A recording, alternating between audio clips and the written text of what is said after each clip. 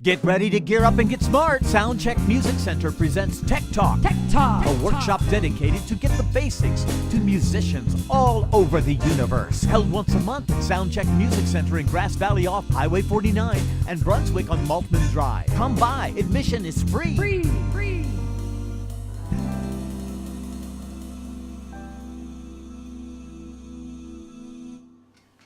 So Brian, earlier in the segment you were talking about different pedals, and you talked about a transparent pedal and a overdrive or a muffler pedal. I don't know.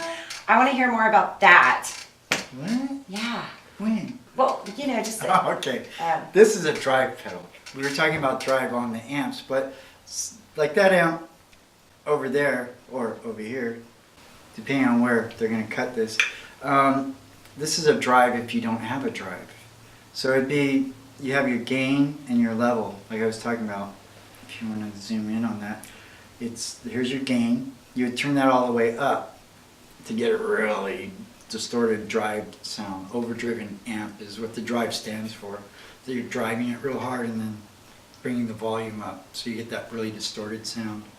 And you bring it back if you just want a little bit of distortion for like blues or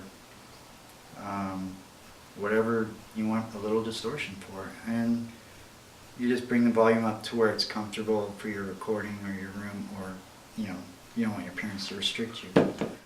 So this is the big muff I was talking about. Awesome pedal, don't get me wrong. And this has a tone and a volume and what's called sustain. It's basically kind of like the drive on there. Every pedal is going to name their things different. I've seen some that instead of sustain or drive, it says insane. It's like, insane, what's that? Oh wow, that's insane. And your tone is, that way's low, and this is more trebly. In the middle, you can find a happy medium. Now this pedal here, when you do it there, it has like, you turn it all the way, it has a real bassy sound. It kind of brings it up, and then once you're past that point, it kind of changes, which I found when I owned one. This is one of those ones that you'll plug in and do the tone test on your guitar, and you will not really notice any change in the tone at all, because this is what I like to call a character pedal. Kind of think of a cartoon character, because that's all you're getting with this pedal is the character of the muff. So you're getting the sound of this pedal, and it's drowning the sound of your guitar and the sound of your amp. You're just hearing this pedal amplified. So that's more the transparent. Non-transparent. This is more transparent. This you'll hear the guitar, the characteristics of, like if you have one of the guitars on our back wall are very expensive, kids.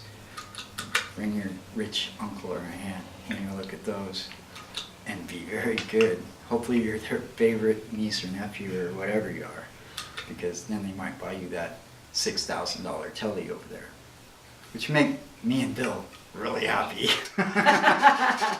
So anyway, if you have a nice guitar like that, that's a $6,000 telly, or if it's a $99 Squier, it doesn't really matter, because my rule of thumb with guitars has always been, when you're shopping for a guitar, close your mind and eyes to name brands and stuff, and don't be so focused on, oh, I need a Gibson, or I want a this, or I want a that. It's got to be this $1,000, because the truth is, you need to go in and play the guitar. If the guitar sounds good and you open your eyes and it's a brand you never heard of, it doesn't really matter, because the guitar sounds good. And when a guitar sounds good, you want it to sound good through pedals too. You want to hear that good sound of the guitar, because every guitar is different. Like the guitar used in the video, if there was 100 of those guitars lined up on a wall, exactly identical in almost every way, every single one of them would sound different, because the difference in the woods and who made it that day, how much they had to drink the night before, if their dinner was upsetting them, or they're real hungry thinking about lunch, they're rushing a little bit. But if it's a good day, that one guitar, you're going to find it in those 100, and you're going to just go, this is the guitar I want. Now if you don't close your eyes to brands and dollar, how much it costs. Price and name brands have nothing to do with the guitar. I mean, those are nice guitars, don't get me wrong, but a $99 guitar can sound just as good as a $1,000 guitar. You just gotta find that $99 guitar that sounds like a $1,000 guitar. I've owned one when I was like 13. I wish I had it now. Anyway, that's about it for pedals and guitars. Thank you, Brian. You're welcome. I appreciate your time. I appreciate my time too. I hope I have a lot more of it.